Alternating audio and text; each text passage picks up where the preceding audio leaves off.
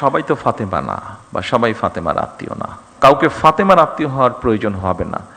যে কোনো মানুষ যাতে মিনিমাম হলেও চিকিৎসা সুবিধাটি দিতে পারেন। আপনাদের একটি নামের সাথে মনে হয় আপনারা সবাই না হলেও বেশ কিছু মানুষ পরিচিত আছেন। ফাতেমা নামে একটি নাম। এই মেয়েটি আমার আম্মার সাথে জেলেও ছিলেন। যেহেতু আম্মা অসুস্থ ছিলেন, ও অনেক বছর ধরে আছে, আমাদের পরিবারের একজন সদস্য হয়ে গিয়েছে সে।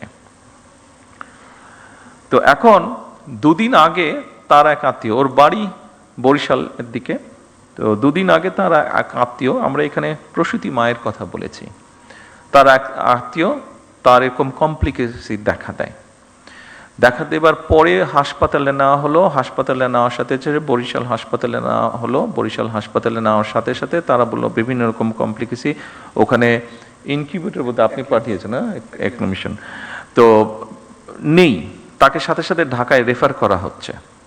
কিন্তু আমি যতটুকু শুনছি, আমি তো ডাক্তার না, বাট আমি যতটুকু বাসায় যাওয়ার পরে আমার স্ত্রীর কাছে শুনলাম যে সামান্য বেসিক জিনিসটাও ওখানে দেওয়া সম্ভব হয়নি বা দিচ্ছে না, ঢাকায় সাথে সাথে পাঠিয়ে দিচ্ছে।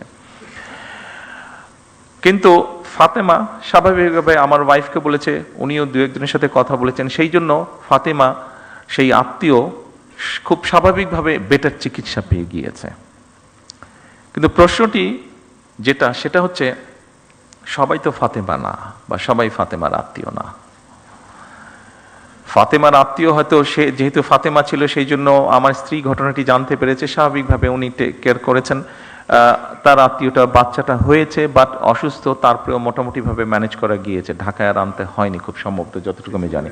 আর সামহাও মিনিস্টার সাহেবও জানার পরে উনিও কিছুটা ইন্টারফেয়ার করেছেন, ফলে এখান থেকে সাথে সাথে একটা মেশিন বোধহয় ছিল না, মেশিনটা বোধহয় পাঠানো হয়েছে, ফলে ওর আত্মীয়র বদলতে অনেকগুলো শিশু এখন সেই সুবিধাটা পাবে, অনেকগুলো শিশু সেই কষ্ট থেকে বা সেই সমস্যা থেকে, সেই বিপদ থেকে বেঁচে যাবে। আপনাদের কাছে আমার অনুরোধ থাকবে, এই দেশের একজন নাগরিক হিসাবে আমাদেরকে সাহায্য করুন, সরকারকে সাহায্য করুন, যেন আমরা কাউকে ফাতেমার আত্মীয় হওয়ার প্রয়োজন হবে না।